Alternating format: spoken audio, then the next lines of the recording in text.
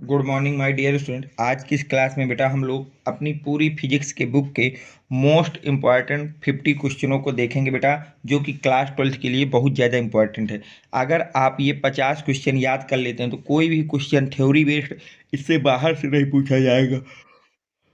कौन कौन से ऐसे क्वेश्चन हैं जो आपको तैयार करने हैं बेटा विद सॉल्यूशन? देखिए, पहला क्वेश्चन आपको तैयार करना है बेटा, बायो तथा सावर्ट के नियम को समझाइए। बायो तथा सावर्ट के नियम को समझाइए। तो देखिए, हेडिंग डालेंगे बेटा बायो सावर्ट का नियम। इस नियम की सहायता से हम किसी धारावाही चालक के छोटे से अंश के कारण किसी बिंदु पर उत्पन्न चुंबकीय क्षेत्र का मान ज्ञात करते हैं। इस नियम के अनुसार किसी धारावाही चालक के छोटे से अंश dl के कारण किसी बिंदु P पर उत्पन्न चुंबकीय क्षेत्र dB का मान चित्र निम्न सूत्र की सहायता से ज्ञात किया जा सकता है। और वो सूत्र क्या है बेटा? dB equal to mu naught upon 4 pi I dl sine theta by R square. जहाँ पर म्यू नॉट का मतलब हो गया निर्वात की चुंबकशीलता, आई का मतलब हो गया बेटा धारावाही चालक में प्रवाहित वैद्युत धारा, डीएल होता है चालक का छोटा सा अंश, आर होता है आपका चालक के छोटे से अंश डीएल और बिंदु के बीच की दूरी, और थीटा क्या होता है? चालक के छोटे से अंश डीएल और बिंदु पी को मिलाने वाली रेखा के बीच का कोण। तो अगर वहां पर बायो सेवर्ट का नियम पूछता है तो इस तरह से आपको लिखना होगा बेटा। अब हम बात करते हैं सेकंड क्वेश्चन की, जो आपको तैयार करना है बेटा वो है, किसी सूक्ष्मदर्शी की विभेदन क्षमता का सूत्र लिखिए। सूक्ष्मदर्शी की विभेदन क्षमता कैसे बढ़ाएंगे? परावर्तनी दूरदर्शी का किरण आरेख भी खींचिए। देखिए बेटा, ध्यान से देखिएगा इस क्वेश्चन को। सबसे पहला क्वेश्चन है कि किसी सूक्ष्मदर्शी की विभेदन क्षमता का सूत्र लिखना है। विभेदन क्षमता का क्या लिखना है बेटा? सूत्र लिखना है। तो देखिए, सूक्ष्मदर्शी की विभेदन क्षमता, सूक्ष्मदर्शी की विभेदन क्षमता यह बताती है कि सूक्ष्मदर्शी दो बहुत पास पास स्थित बिंदुओं को कितना स्पष्ट रूप से अलग अलग दिखा सकता है। तो सूक्ष्मदर्शी की विभेदन क्षमता क्या है बेटा? सूक्ष्मदर्शी की जो विभेदन क्षमता होती है वो यह बताती है कि सूक्ष्मदर्शी दो बहुत पास पास स्थित वस्तुओं को कितना स्पष्ट रूप से अलग अलग दिखा सकती है। सूक्ष्मदर्शी की विभेदन क्षमता का सूत्र होता है बेटा R equal to 2 mu sine alpha upon 1.22 lambda. जहां आर को बोलते हैं बेटा सूक्ष्मदर्शी की विभेदन क्षमता, आर को बेटा क्या बोलते हैं? सूक्ष्मदर्शी की विभेदन क्षमता। म्यू को बोलते हैं अभिदर्शक लेंस और वस्तु के बीच के माध्यम का अपवर्तनांक। म्यू क्या होता है बेटा? अभिदर्शक लेंस और वस्तु के बीच के माध्यम का अपवर्तनांक होता है। एल्फा को बेटा बोलते हैं हम लोग अभिदृश्यक लेंस का अर्ध शंकु कोण। अभिदृश्यक लेंस का अर्ध शंकु कोण होता है बेटा एल्फा। और लेमडा क्या होता है? प्रयुक्त प्रकाश की तरंग दैर्ध्य, जो आप प्रकाश प्रयुक्त कर रहे हैं उसकी तरंग दैर्ध्य होती है बेटा। और इसमें देखिए क्वेश्चन में क्या पूछा था कि सूक्ष्मदर्शी की विभेदन क्षमता को कैसे बढ़ाएंगे। अब देखिए, सूक्ष्मदर्शी की विभेदन क्षमता की अगर बात करें, सूक्ष्मदर्शी की विभेदन क्षमता बढ़ाने के तरीके, पहला तरीका तरंग दैर्ध्य कम करना। पहला तरीका बेटा क्या है? तरंग दैर्ध्य को कम करना। तो प्रकाश की तरंग दैर्ध्य जितनी कम होगी सूक्ष्मदर्शी की विभेदन क्षमता उतनी अधिक होगी। प्रकाश की तरंग दैर्ध्य जितना कम होगा सूक्ष्मदर्शी की जो विभेदन क्षमता है उतनी ज्यादा होगी। अर्ध शंकु कोण की अगर बात करें बेटा, अभिदृश्यक लेंस का व्यास जितना अधिक होगा अर्ध शंकु कोण भी उतना बढ़ता है, और जिसके कारण विभेदन क्षमता भी क्या हो जाती है बेटा? बढ़ जाती है। नेक्स्ट अपवर्तनांक, नेक्स्ट है बेटा अपवर्तनांक। तो अभिदर्शक लेंस और माध्यम के बीच का अपवर्तनांक जितना अधिक होगा सूक्ष्मदर्शी की विभेदन क्षमता भी उतनी ही अधिक होगी। अपवर्तनांक जितना ज्यादा होगा बेटा विभेदन क्षमता उतनी ज्यादा होगी। तो याद रखना, तरंग दैर्ध्य जितनी कम विभेदन क्षमता उतनी ज्यादा, अर्ध शंकु कोण जितना ज्यादा विभेदन क्षमता उतनी ज्यादा, अपवर्तनांक का मान जितना ज्यादा विभेदन क्षमता उतनी ज्यादा। और इसमें क्या बोला था बेटा? बोला गया था परावर्तनी दूरदर्शी का किरण आरेख। परावर्तनी दूरदर्शी का बेटा क्या खींचना है? किरण आरेख खींचना है। तो देखिए, एक किरण दूर की वस्तु से अभिदर्शक दर्पण पर आती है और परावर्तित होकर फोकस पर जाती है। नंबर 2, पहली बात यह है कि हमने ये मान लिया है कि एक किरण है जो दूर से कोई वस्तु है वहां से अभिदर्शक दर्पण पर आती है और परावर्तित होकर फोकस में चली जाती है। एक दूसरी किरण अभिदर्शक दर्पण के केंद्र से होकर गुजरती है। अब एक दूसरी किरण है जो अभिदर्शक लेंस के केंद्र से होकर गुजरती है और बिना विचलित हुए आगे बढ़ती है, और बिना विचलित हुए क्या करती है बेटा, आगे बढ़ती है। दोनों किरणें समायोज्य दर्पण में परावर्तित होकर नेत्रिका लेंस से गुजरती है और आंख में प्रवेश कर जाती हैं। और ये दोनों किरणें समायोज्य दर्पण से परावर्तित होकर लेंस से गुजरती हैं और आंख में प्रवेश कर जाती हैं। और इसका डायग्राम बेटा ये है, इसको याद रखना। दूरस्थ वस्तु से आती समांतर किरणें, ये आपकी परावर्तित होकर उत्तल लेंस में गई, कहाँ गई बेटा, नेत्रिका में गई, और नेत्रिका लेंस से गुजरकर आंखों में प्रवेश कर जाती हैं। सही यहाँ तक। अब हम चलते हैं नेक्स्ट क्वेश्चन पे। क्वेश्चन नंबर 3 की बात करते हैं बेटा। किसी लेंस के आंतरिक प्रतिरोध से आप क्या समझते हैं? किसी लेंस के आंतरिक प्रतिरोध से आप क्या समझते हो? तो देखिए, सेल का आंतरिक प्रतिरोध बेटा, सेल के अंदर वैद्युत धारा के प्रवाह में वैद्युत अपघट्ट द्वारा लगाया गया अवरोध सेल का आंतरिक प्रतिरोध कहलाता है। इसे स्मॉल आर से व्यक्त करते हैं। तो सेल का आंतरिक प्रतिरोध क्या होता है बेटा? सेल के अंदर वैद्युत धारा के प्रवाह में, सेल के अंदर वैद्युत धारा के प्रवाह में वैद्युत अपघट्ट द्वारा लगाया गया जो अवरोध होता है बेटा सेल का, वही आपका आंतरिक प्रतिरोध कहलाता है। इसे स्मॉल आर से व्यक्त किया जाता है। क्वेश्चन नंबर 4 बेटा, देखिए क्या कह रहा है। एक सेल का वैद्युत वाहक बल 2 वोल्ट है। कोई सेल है जिसका वैद्युत वाहक बल बेटा कितना है? 2 वोल्ट है। इस कथन का क्या तात्पर्य? इस कथन का क्या तात्पर्य ये पूछा जा रहा है बेटा। तो देखिए, इसका अर्थ है कि सेल द्वारा दी गई ऊर्जा 2 वोल्ट है। इस कथन का मतलब हो गया बेटा कि सेल द्वारा जो दी गई ऊर्जा है वो कितनी बेटा? 2 वोल्ट है। क्वेश्चन नंबर 5 पढ़िए क्या कह रहा है। मिश्रित क्रम में सेलों का समायोजन में अधिकतम धारा की क्या शर्त है?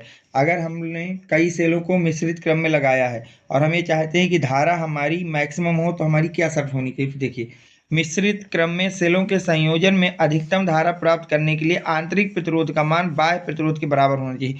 कि जो आंतरिक प्रतिरोध है उसका मान बाह्य प्रतिरोध के अगर बराबर हो गया तो मिश्रित क्रम में सेल के संयोजन करने से जो हमें वैद्युत धारा है उसका हमें अधिकतम मान प्राप्त होता है। पर कब? जब हम लोग बेटा आंतरिक प्रतिरोध को किसके बराबर रखते हैं? बाह्य प्रतिरोध के बराबर रखते हैं। क्वेश्चन नंबर 7 पढ़िए बेटा क्या कह रहा हूँ। तो 6, क्वेश्चन नंबर 6 आपसे कह रहा है बेटा, वैद्युत परिपथ के लिए किरचॉफ के प्रथम नियम क्या है? कि वैद्युत परिपथ के लिए किरचॉफ का प्रथम नियम क्या है ये पूछा जा रहा है। तो देखिए, आप इसमें क्या लिखेंगे। देखिए बेटा, किरचॉफ का प्रथम नियम क्या कहता है कि इस नियम के अनुसार किसी वैद्युत परिपथ के किसी भी जंक्शन या संधि पर मिलने वाली सभी धाराओं का बीजगणितीय योग शून्य होता है। किरचॉफ का प्रथम नियम ये कहता है बेटा कि किसी भी वैद्युत परिपथ के किसी जंक्शन या संधि पर, संधि क्या है? जहाँ पर बहुत सारी तारें आकर के मिलती हैं, तो वहां पर मिलने वाली सभी धाराओं का बीजगणितीय योग क्या होगा बेटा? शून्य होगा। इसे आवेश संरक्षण का सिद्धांत भी कहते हैं। किरचॉफ के प्रथम नियम को आवेश संरक्षण का सिद्धांत भी हम कहते हैं बेटा।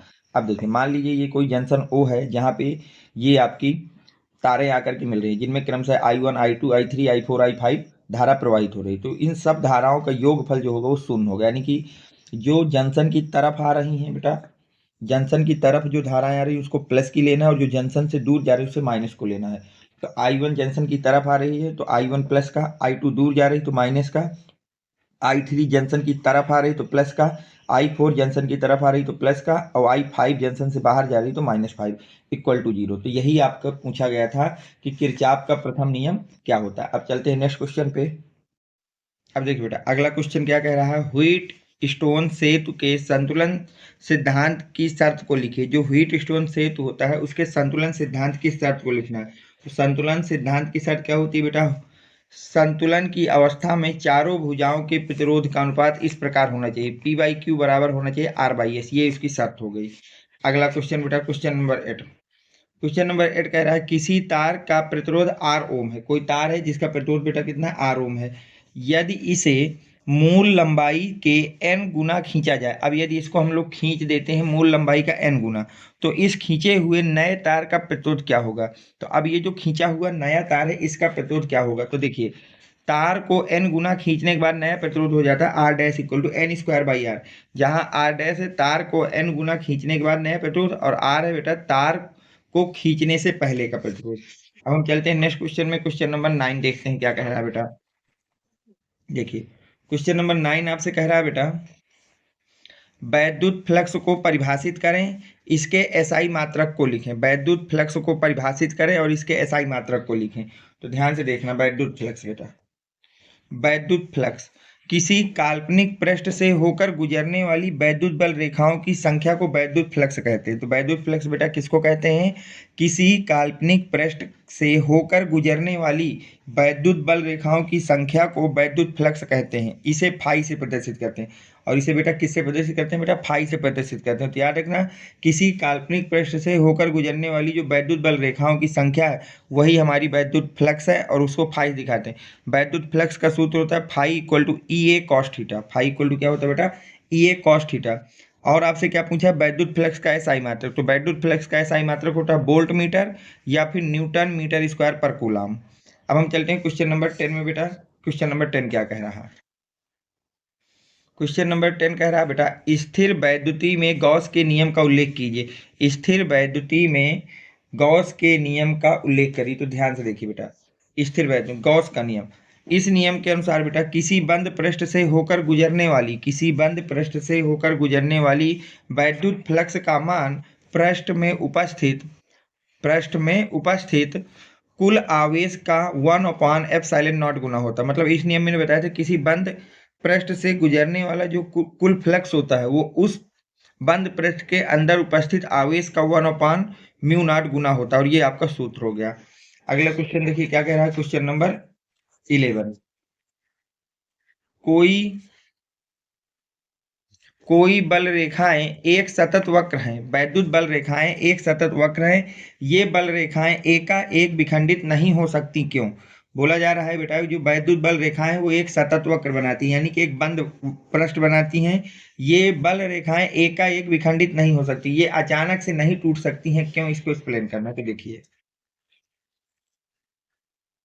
वैद्युत बल रेखाएं वैद्युत क्षेत्र में एकांक धन आवेश के द्वारा तय किए गए पथ को दर्शाती हैं। जो वैद्युत बल रेखाएं होती हैं वो वैद्युत क्षेत्र में एकांक धन आवेश के द्वारा तय किए गए पथ को दर्शाती हैं। यदि बल रेखाएं अचानक टूटती हैं, और यदि बल रेखाएं अचानक से क्या हो जाती हैं बेटा? टूट जाती हैं, तो इसका अर्थ है कि एकांक धन आवेश एक स्थान से दूसरे स्थान पर अचानक चला गया है। तो इसका मतलब ये है कि कोई एकांक धन आवेश था वो एक स्थान से दूसरे स्थान में अचानक से चला गया है, जो कि असंभव है। इसका यह भी अर्थ है कि जिस स्थान से आवेश अचानक हटता है वहां वैद्युत क्षेत्र अचानक शून्य हो जाता है, जो कि असंभव है। और इसका यह भी अर्थ है कि जहां पर से आपका आवेश अचानक से हटता है वहां पर वैद्युत क्षेत्र अचानक से शून्य हो जाता है, जो कि क्या है बेटा? असंभव। ये इसका आंसर हो गया। नेक्स्ट क्वेश्चन देखिए क्या कह रहा है। क्वेश्चन नंबर 12, क्वेश्चन नंबर 12 कह रहा है, दो बल रेखाएं एक बिंदु पर एक दूसरे को कभी नहीं काटती, क्यों? व्याख्या करना है। व्याख्या करना है बेटा कि दो बल रेखाएं एक बिंदु पर एक दूसरे को कभी नहीं काटती, क्यों? तो ध्यान से देखिए बेटा,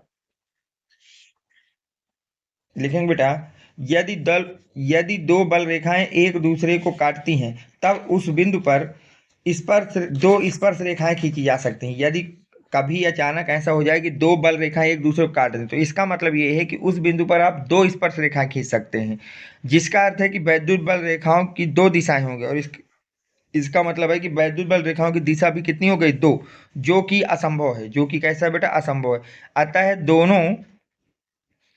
दो बल रेखाएं एक दूसरे को कभी नहीं काटती। दो बल रेखाएं एक दूसरे को कभी नहीं काटती हैं। अब हम चलते हैं क्वेश्चन नंबर 13 में। बेटा क्वेश्चन नंबर 13 क्या कह रहा है?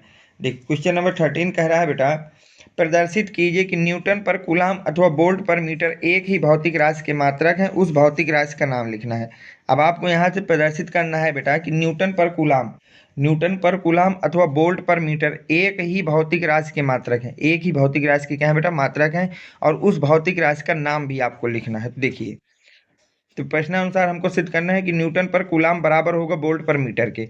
वोल्ट किसका मात्रक होता है? विभव का मात्रक। मीटर को मीटर इनको विभव का सूत्र क्या होता है? W/Q का मात्रक है ये विभव। अब यहाँ देखिए बेटा, तो W का मात्रक होता है जूल और Q का मात्रक होता है कूलम। तो joule per coulomb per volt metre, joule per coulomb per metre हो गया। अब ऊपर मीटर नीचे मीटर। अब जो जूल है बेटा, जूल को हम लिख सकते हैं न्यूटन मीटर। जूल किसके बराबर होता है? न्यूटन मीटर के। अब ध्यान देखिए बेटा, अब मीटर से मीटर कट गया तो अब आपके पास केवल क्या बचा? Newton metre. और आपको यही प्रूव करना था कि न्यूटन मीटर वोल्ट मीटर के बराबर होता है। तो वोल्ट का मतलब विभव का मात्रक, विभव का मात्रक होता है जूल, और जूल को लिख सकते हो न्यूटन मीटर। और नीचे आ गया कूलम मीटर, मीटर से मीटर कट गया तो मात्रक प्रूव हो गया न्यूटन कूलम। यहाँ से प्रूव हो गया कि न्यूटन कूलम है। और क्या इसमें कुछ पूछा है बेटा? हाँ, और पूछा गया है कि यह किस भौतिक राशि का मात्रक है। और पूछा गया है यह किस भौतिक राशि का मात्रक है। तो याद रखना बेटा, यह मात्रक होता है वैद्युत क्षेत्र का। तो लिख देना बेटा, वोल्ट मीटर अथवा न्यूटन पर कूलम दोनों ही वैद्युत क्षेत्र के मात्रक हैं। दोनों किसके बेटा? वैद्युत क्षेत्र के मात्रक हैं। अगला क्वेश्चन देखिए क्या कह रहा है। आवेश संरक्षण सिद्धांत क्या है? कि आवेश संरक्षण सिद्धांत क्या है ये आपको बताना है बेटा। देखिए इसको कैसे लिखेंगे बेटा? लिखेंगे, इस सिद्धांत के अनुसार किसी पृथक्कृत निकाय में कुल आवेशों का बीजगणितीय योग नियत रहता है। आवेश संरक्षण का नियम केवल ये बताता है कि पृथक्कृत निकाय यानी कि जो सबसे अलग निकाय है, उस निकाय में उपस्थित आवेशों का जो बीजगणितीय योग होगा वो हमेशा नियत रहेगा। वो हमेशा कैसा रहेगा बेटा? नियत रहेगा। नेक्स्ट क्वेश्चन, आवेश के आयतन घनत्व की परिभाषा दें, एसआई मात्रक को लिखें। आवेश के आयतन घनत्व की परिभाषा देना है। आवेश के आयतन घनत्व की क्या देना है बेटा? परिभाषा लिखना है और उसका एसआई मात्रक भी लिखना है। तो देखिए बेटा, आवेश घनत्व, कि आवेश घनत्व क्या होता है बेटा? प्रति इकाई आयतन में उपस्थित आवेश को आयतन आवेश घनत्व कहते हैं। इसे रो से प्रदर्शित करते हैं। तो आयतन घनत्व क्या होता है बेटा? प्रति इकाई आयतन में उपस्थित जो आवेश होता है, प्रति इकाई आयतन में उपस्थित जो आवेश होता है उसी को हम लोग आयतन घनत्व कहते हैं। इसे किससे दिखाते हैं बेटा? रो से। आवेश घनत्व का सूत्र होता है बेटा, आयतन घनत्व इक्वल टू आवेश बटे आयतन। आवेश को क्यू से, आयतन को वी से, और आयतन घनत्व को रो से। अगर हम मात्रक की बात करें बेटा तो मात्रक हो जाएगा इसका कूलाम पर मीटर क्यूब। कूलाम पर मीटर क्यूब। अब हम चलते हैं नेक्स्ट क्वेश्चन पे। क्वेश्चन नंबर 16 में, वैद्युत द्विध्रुव को परिभाषित कीजिए तथा इसके द्विध्रुव आघूर्ण को के सूत्र भी लिखिए। वैद्युत द्विध्रुव आघूर्ण को परिभाषित करना है तथा इसके द्विध्रुव आघूर्ण का सूत्र भी लिखिए। ठीक है, तो देखिए आप इसको कैसे लिखेंगे। देखिए बेटा, वैद्युत द्विध्रुव की अगर बात करें तो दो विपरीत आवेशों में एक आवेश का परिमाण तथा उसके बीच की अल्पतम दूरी के गुणनफल को वैद्युत द्विध्रुव आघूर्ण कहते हैं। और इसे किससे दिखाते हैं बेटा? पी से। सूत्र क्या होता है? P equal to Q into two L. P equal to Q into two L इसका सूत्र होता है बेटा।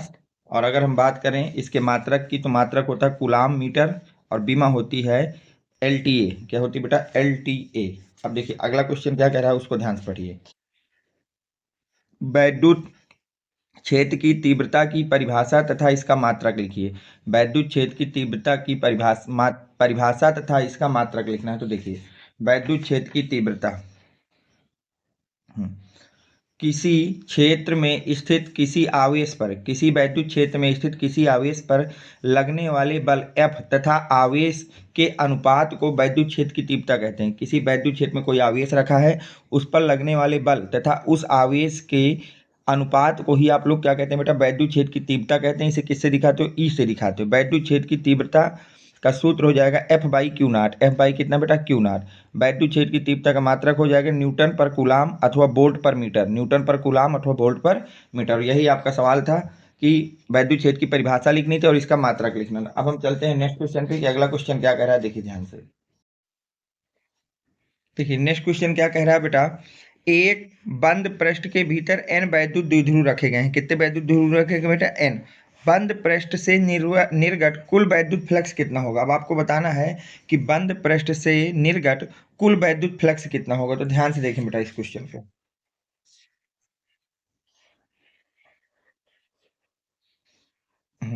वैद्युत फ्लक्स इक्वल टू हो जाएगा n इंटू द्विध्रुव का कुल आवेश बटे एप्सिलॉन नॉट।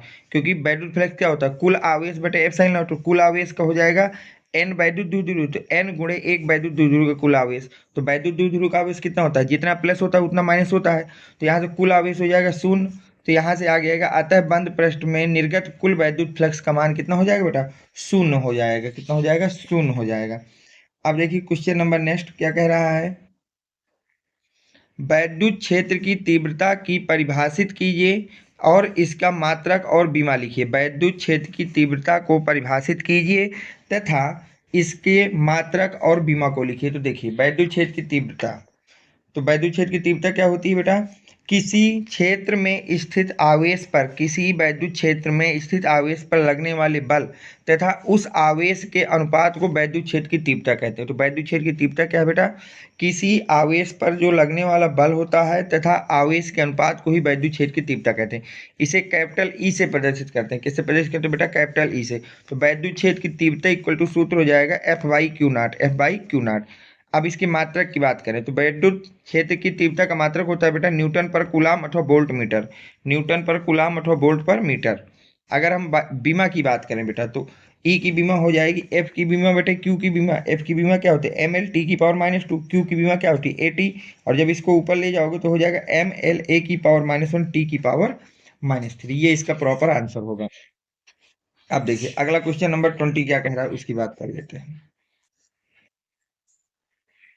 देखिए क्वेश्चन नंबर 20 कह रहा है प्लस सिग्मा एवं माइनस सिग्मा पृष्ठ आवेश घनत्व वाली दो समांतर प्लेटों के बीच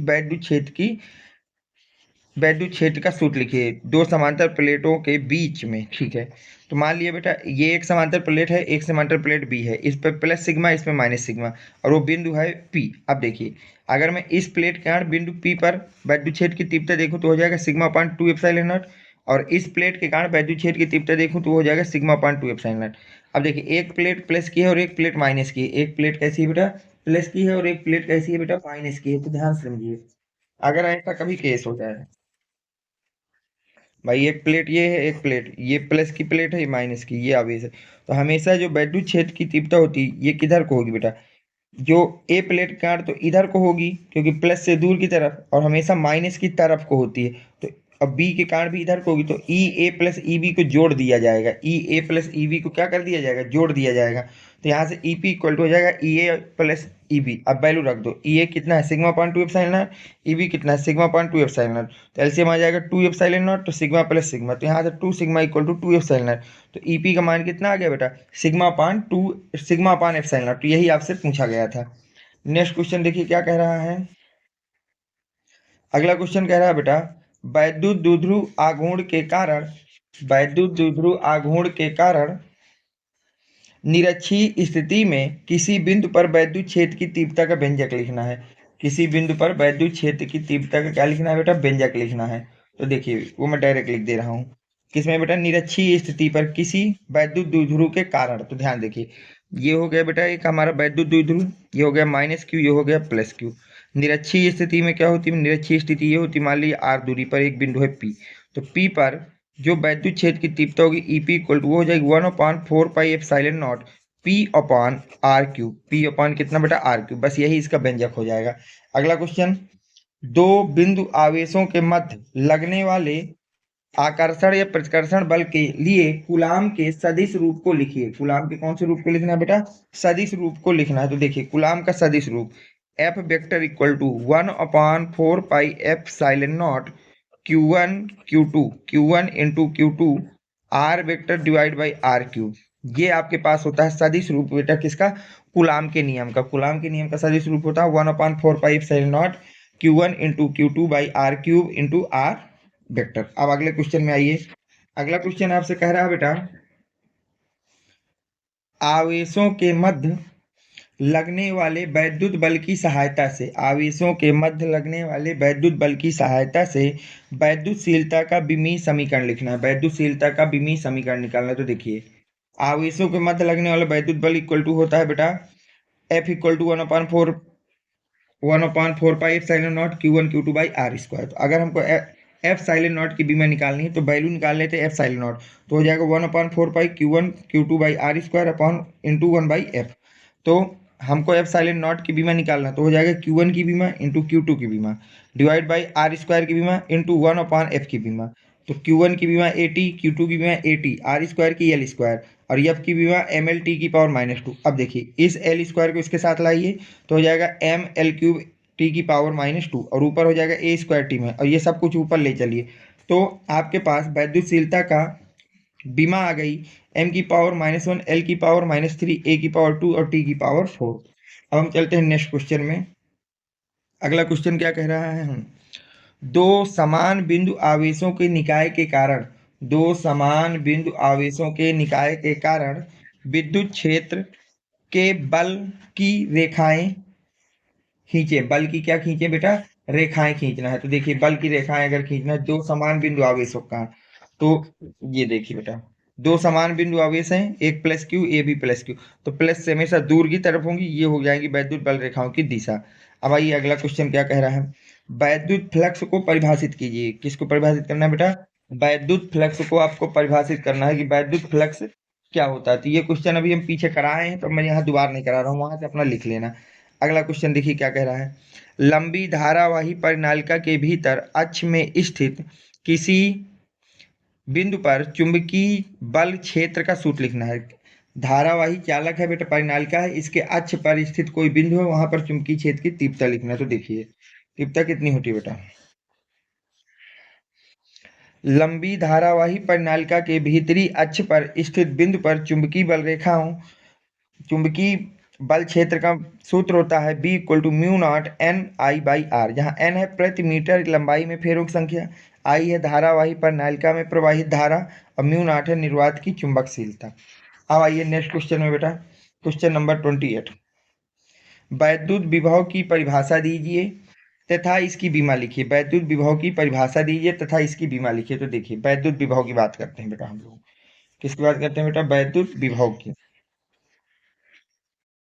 देखिए अगला क्वेश्चन बेटा, वैद्युत विभव की परिभाषा लिखना है। तो ध्यान से देखिए वैद्युत विभव बेटा, वैद्युत विभव क्या होता है, किसी आवेश को अनंत से वैद्युत क्षेत्र में स्थित किसी बिंदु तक लाने में किया गया कार्य तथा आवेश के अनुपात को वैद्युत विभव कहते हैं। वैद्युत विभव किसे कहते हैं, किसी आवेश को अनंत से वैद्युत क्षेत्र के अंदर स्थित किसी बिंदु तक लाने में जो कार्य करते हो तथा उस आवेश के अनुपात को आप लोग क्या कहते हैं बेटा, वैद्युत विभव कहते हैं। इसे किससे दिखाते हैं बेटा, इसे बी से प्रदर्शित करते हैं। इसे किससे प्रदर्शित करते हैं, वी से। और क्या पूछा बेटा, वैद्युत विभव की परिभाषा तथा इसकी बीमा। तो ध्यान देखिए बेटा, वैद्युत विभव का सूत्र होता है V equal to W by Q, जहाँ V का मतलब होता है वैद्युत विभव, W का मतलब होता है आवेश को लाने में किया गया कार्य, वो भी जूल में, और Q का मतलब होता है बेटा लाया गया आवेश कूलाम में। वैद्युत विभव की अगर मात्रक की बात करें तो होता है जूल पर कूलाम अथवा वोल्ट, जूल पर कूलाम अथवा वोल्ट। और वैद्युत विभव की बीमा की अगर हम लोग बात करते हैं तो वैद्युत विभव की बीमा होती है एम एल की पावर 2 टी की पावर -3 ए की पावर -1। अब हम चलते हैं नेक्स्ट क्वेश्चन में। देखिए अगला क्वेश्चन क्या कह रहा है, अब देखिए अगला क्वेश्चन बेटा क्या कह रहा है, अगला क्वेश्चन नंबर 29 आपसे कह रहा है, एक इलेक्ट्रॉन तथा प्रोटॉन समान विभव से त्वरित हो रहे हैं। एक इलेक्ट्रॉन और एक प्रोटॉन समान विभव से त्वरित हो रहे हैं, किसका वेग अधिक होगा, किसका वेग अधिक होगा। तो ध्यान से देखिए बेटा, विभवांतर का सूत्र होता है delta V equal to W upon Q. तो डब्ल्यू की वैल्यू निकाल लेंगे क्यू इंटू वी, तो डब्ल्यू क्या हो जाएगा, half M B square Q into V, तो वी का मान आ जाएगा रूट के अंदर 2q into del V by M. अब यहाँ देखिए उसने बोला है सम विभव पृष्ठ, यानी कि विभव समान हो जाएगा, आवेश समान हो जाएगा। अब यहाँ से जिसका मास ज़्यादा उसका पोटेंशियल कम, क्योंकि मास कहाँ है, नीचे है, तो जिसके नीचे की वैल्यू ज़्यादा उसकी ऊपर की वैल्यू कम, तो जिसकी मास ज़्यादा उसकी वेलोसिटी उसका जो पोटेंशियल है वो कम होगा। तो मास प्रोटॉन का ज़्यादा है तो पोटेंशियल किसका कम होगा, आपके प्रोटॉन का। तो लिख देंगे अतः इलेक्ट्रॉन का वेग अधिक होगा, अतः इलेक्ट्रॉन का वेग क्या होगा बेटा, अधिक होगा। नेक्स्ट क्वेश्चन देखिए, संधारित्र किसे कहते हैं, संधारित्र की धारिता की परिभाषा लिखिए। संधारित्र किसे कहते हैं तथा संधारित्र की धारिता की परिभाषा लिखना। तो देखिए संधारित्र बेटा एक ऐसा समायोजन जिसमें चालक के आकार में परिवर्तन किए बिना पर्याप्त मात्रा में आवेश को संचित कर सकते हैं, संधारित्र कहलाता है। तो संधारित्र क्या बेटा, एक ऐसा समायोजन है जिसमें चालक के आकार को बिना बदले हुए आप पर्याप्त मात्रा में आवेश को संचित कर सकते हैं, संधारित्र कहलाता है। संधारित्र की धारिता की अगर हम बात करें बेटा, तो यदि किसी चालक को Q आवेश दिया जाए तो उसमें उत्पन्न विभव V हो, तो C इक्वल टू हो जाएगा Q बाई वी, जहाँ C को हम लोग संधारित्र की धारिता कहते हैं। अतः किसी चालक का आवेश तथा उस चालक के सिरों में उत्पन्न विभवांतर के अनुपात को धारिता कहते हैं। अब देखिए अगला क्वेश्चन, अगला क्वेश्चन है बेटा, समविभव पृष्ठ की परिभाषा लिखिए। समविभव पृष्ठ की क्या लिखना है बेटा, परिभाषा लिखना है।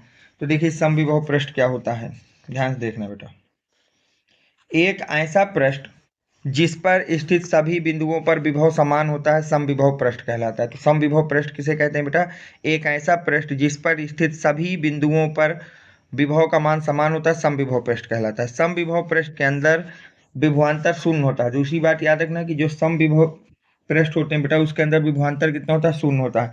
सम विभव पृष्ठ में किसी आवेश को एक बिंदु से दूसरे बिंदु तक ले जाने में किया गया कार्य भी शून्य होता है। और ये भी याद रखना कि अगर आप सम विभव पृष्ठ में एक आवेश को एक बिंदु से दूसरे बिंदु तक ले जा रहे हैं तो वहां पर जो किया गया कार्य है वो भी शून्य होगा। अगला क्वेश्चन क्या कह रहा है बेटा, ये हो गया किसी माध्यम के परावैद्युतांक से क्या तात्पर्य। अगला क्वेश्चन है बेटा, किसी माध्यम के परावैद्युतांक से क्या तात्पर्य। तो देखिए, किसी माध्यम का परावैद्युतांक से क्या तात्पर्य। तो देखिए, किसी माध्यम की विद्युतशीलता तथा निर्वात की विद्युतशीलता के अनुपात को परावैद्युतांक कहते हैं। तो परावैद्युतांक क्या है, किसी माध्यम के निर्वात की वैद्युतशीलता तथा किसी माध्यम की वैद्युतशीलता, निर्वात की वैद्युतशीलता तथा माध्यम की वैद्युतशीलता के अनुपात को हम लोग परावैद्युतांक कहते हैं। और इसे ई आर या के से दिखाते हैं। सूत्र होता है ई आर इक्वल टू आपके माध्यम की वैद्युतशीलता डिवाइड बाई निर्वात की वैद्युतशीलता। अब हम चलते हैं नेक्स्ट क्वेश्चन में। विभव प्रवणता की परिभाषा दीजिए। किसकी बेटा, विभव प्रवणता की परिभाषा देना है आपको। तो ध्यान से देखिए बेटा, विभव प्रवणता, विभव प्रवणता क्या होती है, दूरी के साथ विभव परिवर्तन की दर को विभव प्रवणता कहते हैं। तो विभव प्रवणता किसको कहते हैं बेटा, दूरी के साथ विभव परिवर्तन की जो दर है उसी को हम लोग विभव प्रवणता कहते हैं। अगर हम सूत्र की बात करें तो हो जाएगा विभव प्रवणता इक्वल टू विभव में परिवर्तन बटे दूरी में परिवर्तन। विभव में परिवर्तन को डेल्टा वी से, दूरी में परिवर्तन को डेल्टा एक्स। तो ये सूत्र हो गया। नेक्स्ट क्वेश्चन बेटा, अनओमी परिपथ प्रतिरोध से आप क्या समझते हैं। अनओमी प्रतिरोध से आप क्या समझते हैं। तो देखिए बेटा, अनओमी प्रतिरोध ऐसा प्रतिरोध जो ओम के नियम का पालन नहीं करता है, अनओमी प्रतिरोध कहलाता है। अनओमी प्रतिरोध क्या है, ऐसा प्रतिरोध जो ओम के नियम का पालन नहीं करता है, अनओमी प्रतिरोध कहलाता है। उदाहरण के लिए विद्युत बल्ब का तंतु, विद्युत बल्ब का क्या चीज बेटा, तंतु। अगला क्वेश्चन देखिए, मुक्त इलेक्ट्रॉनों के अनुगमन वेग से आप क्या समझते हैं। मुक्त इलेक्ट्रॉनों के अनुगमन वेग से आप क्या समझते हैं। तो इसमें देखिए क्वेश्चन नंबर 35 है, मुक्त इलेक्ट्रॉनों के अनुगमन वेग से आप क्या समझते हो। देखिए आगे, देखिए बेटा, मुक्त इलेक्ट्रॉनों का अनुगमन वेग, वैद्युत क्षेत्र के अंदर कोई मुक्त इलेक्ट्रॉन जिस वेग से गति करता है वह वेग मुक्त इलेक्ट्रॉनों का अनुगमन वेग कहलाता है। वैद्युत क्षेत्र के अंदर कोई भी मुक्त इलेक्ट्रॉन जिस वेग के साथ गति करता है बेटा, जिस वेग के साथ गति करता है उसी वेग को हम लोग अनुगमन वेग कहते हैं। इसे बीडी से प्रदर्शित करते हैं। इसे किससे प्रदर्शित करते हैं बेटा, बीडी से प्रदर्शित करते हैं। अनुगमन वेग के सूत्र से, सूत्र होता है बेटा V D equal to N E A by I. जहां पर वीडी का मतलब है बेटा इलेक्ट्रॉनों का अनुगमन वेग, वो वीडी का मतलब है इलेक्ट्रॉनों का अनुगमन वेग, एन का मतलब है मुक्त इलेक्ट्रॉनों की संख्या, ए का मतलब है चालक का अनुप्रस्थ काट क्षेत्रफल, और आई का मतलब है बेटा वैद्युत धारा। अब देखिए अगला क्वेश्चन जो हमको तैयार करना है बेटा वो है, धारा घनत्व से आप क्या समझते हैं। धारा घनत्व से आप क्या समझते हैं, इसका मात्रक लिखिए। इसका क्या लिखना है बेटा, मात्रक लिखना है। तो देखिए, धारा घनत्व बेटा, किसी चालक तार में प्रवाहित धारा तथा अनुप्रस्थ काट के क्षेत्रफल ए के अनुपात को धारा घनत्व कहते हैं। इसे जे से प्रदर्शित करते हैं। तो धारा घनत्व किसे कहते हैं बेटा, किसी चालक तार में प्रवाहित धारा, किसी चालक तार में प्रवाहित धारा आई तथा अनुप्रस्थ काट का क्षेत्रफल ए के अनुपात को हम लोग धारा घनत्व कहते हैं और इसे जे से प्रदर्शित करते हैं। इसे किससे प्रदर्शित करते हैं बेटा, जे से प्रदर्शित करते हैं। अगर हम बात करें बेटा धारा घनत्व के सूत्र के, तो जे इक्वल टू होता है आई बाई ए, जहाँ जे का मतलब होता है धारा घनत्व, आई का मतलब है विद्युत धारा, और ए का मतलब है बेटा अनुप्रस्थ काट का क्षेत्रफल। अगर हम बात करते हैं बेटा धारा घनत्व का मात्रक, तो मात्रक होता है ampere per metre square, ampere per metre square. अब हम चलते हैं नेक्स्ट क्वेश्चन पे बेटा। देखिए अगला क्वेश्चन क्या कह रहा है बेटा, क्वेश्चन नंबर 37, किसी चालक के मुक्त इलेक्ट्रॉनों के श्रांति काल पर क्या प्रभाव पड़ता है। किसी चालक के मुक्त इलेक्ट्रॉनों के श्रांति काल पर ताप के प्रभाव की व्याख्या करना। तो देखिए बेटा, ताप बढ़ाने पर इलेक्ट्रॉनों का वेग बढ़ जाता है जिसके कारण श्रांति काल घट जाता है। अगर आपने ताप बढ़ा दिया बेटा तो इलेक्ट्रॉनों का वेग जो है वो बढ़ जाएगा, जिससे श्रांति काल क्या हो जाएगा, घट जाएगा। नेक्स्ट क्वेश्चन नंबर 38 बेटा, ताप वृद्धि के साथ धातु की प्रतिरोधकता में वृद्धि की व्याख्या करना है। कि ताप को जब हम बढ़ाते हैं तो धातु की जो प्रतिरोधकता है वो भी क्यों बढ़ जाती है, ये बताना है। ताप वृद्धि के साथ धातु की प्रतिरोधकता बढ़ जाती है। अगला क्वेश्चन बेटा, किसी चालक की विशिष्ट चालकता क्या है। विशिष्ट चालकता का अंतरराष्ट्रीय पद्धति में मात्रक लिखिए। किसी चालक का विशिष्ट चालकता क्या है तथा उसका अंतरराष्ट्रीय माध्यक मात्रक लिखना है बेटा। तो देखिए विशिष्ट चालकता, विशिष्ट प्रतिरोध के व्युत्क्रम को विशिष्ट चालकता कहते हैं। विशिष्ट प्रतिरोध के व्युत्क्रम को विशिष्ट चालकता कहते हैं। इसे सिग्मा से दिखाते हैं। तो विशिष्ट चालकता का सूत्र होता है सिग्मा इक्वल टू 1/ρ और मात्रक होता है बेटा ओम मीटर। अगला क्वेश्चन नंबर 40 देखिए क्या कह रहा है। संधारित्रों में परावैद्युत पदार्थ के उपयोग से धारिता क्यों बढ़ जाती है? संधारित्रों में परावैद्युत पदार्थ के उपयोग से धारिता क्यों बढ़ जाती है? तो देखिए बेटा, परावैद्युत पदार्थ के उपयोग से विभव घट जाता है। परावैद्युत पदार्थ के उपयोग से विभव क्या हो जाता है? घट जाता है, क्योंकि विभव व्युत्क्रमानुपाती होता है परावैद्युतांक के। तो V व्युत्क्रमानुपाती 1/n के, परंतु धारिता का मान बढ़ जाता है। परंतु जो धारिता का मान है वो बढ़ जाता है, क्योंकि धारिता विभव के व्युत्क्रमानुपाती होती है। कैसी होती है बेटा? व्युत्क्रमानुपाती है। तो जब आप परावैद्युतांक डालते हैं तो विभव घट जाता है, और विभव के घटने से जो आपकी धारिता है वो बढ़ जाती है बेटा। अगला क्वेश्चन नंबर 41 की बात करते हैं। किसी माध्यम के परावैद्युतांक से आप क्या समझते हैं? ये क्वेश्चन पीछे करा चुका हूं तो दोबारा नहीं कराऊंगा बेटा। क्वेश्चन नंबर 42, किसी एक सी धारिता वाले संधारित्र को संचित ऊर्जा U है। संधारित्र की प्लेटों पर आवेश Q का मान C तथा U के पदों निकालिए। एक सी धारिता वाला संधारित्र है जिसमें U ऊर्जा संचित है। संधारित्र की प्लेट पर आवेश Q का मान निकालना है, वो भी पर किसके पदों में बेटा? C और U के पदों में। तो देखिए हम जानते हैं बेटा, क्या जानते हैं कि U बराबर होता है 1/2 CV²। C इक्वल टू होता है Q/V और V इक्वल टू होता है Q/C। भाई V को इधर भेज देंगे तो Q/C।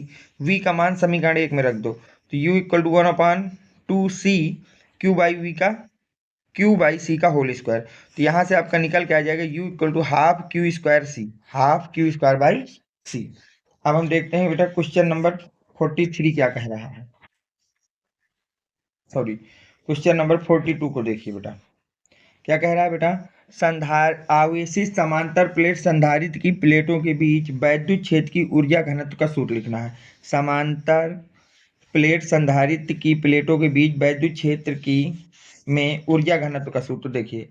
ऊर्जा घनत्व का सूत्र क्या होता है? Mu U equal to 1/2 K ε0 joule per metre cube. Next question बेटा क्या है? किसी संधारित्र की प्लेटों के बीच परावैद्युत पदार्थ भरने से उसकी धारिता पर क्या प्रभाव पड़ता है? तो देखिए, संधारित्र के प्लेटों के मध्य परावैद्युतांक रखने से जो धारिता है वो घट जाती है। धारिता क्या हो जाती है बेटा? बढ़ जाती है। अगर आपने संधारित्र की प्लेटों के बीच माध्यम रख दिया, परावैद्युतांक रख दिया, तो जो आपकी धारिता है वो बढ़ जाएगी। ठीक है, यहाँ तक। अब हम चलते हैं नेक्स्ट क्वेश्चन नंबर 44 में। सिद्ध कीजिए कि कूलाम स्क्वायर पर न्यूटन मीटर स्क्वायर तथा फैराड पर मीटर एक ही भौतिक राशि के मात्रक हैं। तो ये हमको सिद्ध करना है। तो ध्यान से देखिए बेटा कैसे सिद्ध करेंगे। प्रश्नानुसार कूलाम स्क्वायर पर न्यूटन पर मीटर स्क्वायर बराबर है फैराड मीटर के। तो देखिए कूलाम स्क्वायर को लिख दिया coulomb into coulomb divide by newton metre metre metre को लिख दिया। अब देखिए कूलाम न्यूटन मीटर किसके बराबर? जूल के। तो कूलाम जूल मीटर, ये बन जाएगा बेटा। अब देखिए यहाँ से, और ये जो कूलाम ये वाला इसको भाग में दे दिया। तो अब हमको पता है जूल पर कूलाम किसके बराबर? बोल्ट के। तो कूलाम बोल्ट मीटर ये हो जाएगा। अब कूलाम पर बोल्ट को क्या बोलते हैं? फैराड। तो यहाँ प्रूव हो गया फैराड पर मीटर बराबर होता है इसके। अब हम चलते हैं क्वेश्चन नंबर 45 में बेटा। क्वेश्चन नंबर 45 क्या कह रहा है? वैद्युत विभव तथा वैद्युत विभवांतर से क्या तात्पर्य है? वैद्युत विभव तथा वैद्युत विभवांतर से क्या तात्पर्य है? अब देखो बेटा, वैद्युत विभव क्या होता है? किसी आवेश को अनंत से वैद्युत क्षेत्र में स्थित किसी बिंदु तक लाने में किया गया कार्य तथा आवेश के अनुपात को वैद्युत विभव कहते हैं। इसे किससे दिखाते हैं बेटा? V से दिखाते हैं। वैद्युत विभव के सूत्र होता है V इक्वल टू W/Q, जहाँ V का मतलब है वैद्युत विभव, W का मतलब है बेटा आवेश में को लाने में किया गया कार्य, वो भी किसमें? जूल में, और Q का मतलब है लाया गया आवेश, वो भी कूलाम में। वैद्युत विभव के मात्रक की बात करें तो जूल प्रति कूलाम अथवा वोल्ट होता है। और अगर हम वैद्युत विभव की विमा की बात करें तो होता है mL⁻², T⁻³ A⁻³ वैद्युत विभव और वैद्युत विभवांतर। तो देखिए अब वैद्युत विभवांतर की बात करते हैं। वैद्युत क्षेत्र के अंदर किसी वैद्युत क्षेत्र के अंदर स्थित एक बिंदु से दूसरे बिंदु तक किसी आवेश को ले जाने में किया गया कार्य उन दो बिंदुओं के बीच का विभवांतर कहलाता है। इसे डेल्टा वी से प्रदर्शित करते हैं। वैद्युत विभव क्या होता है? अनंत से आवेश को वैद्युत क्षेत्र में स्थित किसी बिंदु तक लाने में किया गया कार्य। जबकि वैद्युत विभवांतर क्या होता है? वैद्युत क्षेत्र के अंदर ही एक बिंदु से दूसरे बिंदु तक आवेश को ले जाने में किया गया कार्य। ये बेसिक अंतर होता है बेटा। वैद्युत विभवांतर का सूत्र होता है VB minus VA equal to WAB by Q. WAB का मतलब है कि आवेश को A से B ले गए हैं, या विभवांतर को आप डेल्टा V से भी दिखा सकते हैं। Delta V equal to WAB by Q. A से B आपको डायरेक्शन बता रहा है। ठीक बेटा। अब हम जहाँ तक मात्रक सेम होगा जूल पर कूलाम तथा वोल्ट, और बीमा भी सेम होगी, तो मैंने अलग से नहीं लिखी है। अब हम देखते हैं अपना नेक्स्ट क्वेश्चन क्या कह रहा है बेटा, उसको देखते हैं। देखिए अगला क्वेश्चन कह रहा है बेटा, संधारित्र के ऊर्जा घनत्व से क्या तात्पर्य है, इसके लिए व्यंजक लिखिए। संधारित्र के ऊर्जा घनत्व से क्या तात्पर्य है, इसके लिए व्यंजक लिखिए। तो देखिए 46 में क्या है, संधारित्र का ऊर्जा घनत्व। किसी संधारित्र के एकांक आयतन की ऊर्जा को संधारित्र का ऊर्जा घनत्व कहते हैं। किसी संधारित्र के एकांक आयतन की ऊर्जा को संधारित्र का ऊर्जा घनत्व कहते हैं। सूत्र होता है U equal to 1/2 epsilon naught E square. अब हम चलते हैं नेक्स्ट क्वेश्चन बेटा। वैद्युत संधारित्र क्या होते हैं, किन्हीं दो उपयोगों का उल्लेख कीजिए। आपको बताना है कि वैद्युत संधारित्र होते क्या हैं और किन्हीं दो उपयोगों का आपको उल्लेख करना है। किन्हीं दो उपयोगों का आपको क्या करना है बेटा, उल्लेख करना है। तो देखिए वैद्युत संधारित्र बेटा एक ऐसा समायोजन जिसमें चालक के आकार में बिना परिवर्तन किए आवेश की पर्याप्त मात्रा को संचित किया जा सकता है। एक ऐसा समायोजन जिसमें चालक के आकार को बिना परिवर्तित किए आवश्यक आवेश की मात्रा को आप लोग एकत्रित कर सकते हैं, संचित कर सकते हैं, वैद्युत संधारित्र कहलाता है। उपयोग की बात की जाए बेटा तो इसका उपयोग आवेश के संचयन में तथा इसका उपयोग ऊर्जा के संचयन में होता है। आवेश के संचयन तथा ऊर्जा के संचयन में होता है। क्वेश्चन नंबर 48 बेटा क्या कह रहा है, ध्यान से देखिए। M द्रव्यमान तथा Q आवेश का एक कण एक समान विद्युत क्षेत्र E में विरामावस्था से चलकर D दूरी तय करता है। सिद्ध कीजिए कि कण द्वारा अर्जित वेग V इक्वल टू रूट के अंदर 2QED बाई M होगा। तो देखिए इसको कैसे लिखेंगे। तो देखिए बेटा ध्यान से, विभवांतर के सूत्र से, विभवांतर का सूत्र क्या होता है, V equal to E into D. गतिज ऊर्जा का सूत्र होता है K equal to Q into delta V। V का मान रखने पर, जैसे ही यहाँ पर V का मान रखोगे तो V की जगह क्या लिख देंगे, ED। तो हो जाएगा kinetic energy equal to Q into ED। अब इसको समीकरण नंबर 1 मान लें। गतिज ऊर्जा का सूत्र होता है बेटा K equal to half mv square. अब समीकरण 1 और 2 को बराबर कर दो, क्योंकि ये भी गतिज ऊर्जा है और ये भी गतिज ऊर्जा है, तो दोनों के मान आपस में कैसे होने चाहिए बेटा, बराबर होने चाहिए। जब बराबर करेंगे तो half mv square equal to Q into E into D आ जाएगा। 2 को दूसरी तरफ भेज देंगे तो mv स्क्वायर इक्वल टू आ जाएगा 2QED। अब m को नीचे इधर भेजेंगे तो अपॉन में चला जाएगा बेटा स्क्वायर। अब स्क्वायर हटाएंगे तो v इक्वल टू रूट के अंदर 2QED बाई एम आ जाएगा। कितना आ जाएगा बेटा, रूट के अंदर 2QED बाई एम। और यही आपका सूत्र हो गया, यही प्रूव करना था कि v इक्वल टू क्या होता है, रूट के अंदर 2QED बाई एम होता है। अब हम चलते हैं नेक्स्ट क्वेश्चन पे कि अगला क्वेश्चन क्या कह रहा है बेटा। क्वेश्चन नंबर 49 देखिए बेटा, n समरूप संधारित्र प्रत्येक की धारिता C है। n समरूप संधारित्र और प्रत्येक की धारिता कितनी C है, समांतर क्रम में जुड़े हैं, उन्हें V विभव तक आवेशित किया जाता है। कहाँ तक बेटा, V विभव तक आवेशित करता है। इस संयोजन की कुल ऊर्जा बताना है। क्या बताना बेटा, कुल ऊर्जा बताना है। तो देखिए आपके मान लिया इस तरह से समांतर क्रम में n संधारित्र जुड़े हैं। एक संधारित्र में समायोजित ऊर्जा होती है U equal to half CV square. अब संधारित्र कितने बेटा, n, तो n संधारित्रों की ऊर्जा क्या हो जाएगी, NC हो जाएगी। C का मान रख दो तो U equal to half NCV square हो जाएगा। तो U का मान कितना आ जाएगा, NCV स्क्वायर बाई 2, और यही हमारा फाइनल आंसर हो जाएगा। अब आज की क्लास का लास्ट क्वेश्चन बेटा हम लोग देखते हैं क्या कह रहा है, उसकी बात करते हैं। देखिए बेटा अगला क्वेश्चन कह रहा है, एक समांतर प्लेट संधारित्र की प्रत्येक प्लेट का क्षेत्रफल A है। एक समांतर प्लेट संधारित्र है और उसके प्रत्येक प्लेट का क्षेत्रफल है A तथा उनके बीच की दूरी है D। चित्र के अनुसार प्लेटों के बीच K1 व K2 परावैद्युतांक गुट के रखे जाएं संधारित्र की धारिता।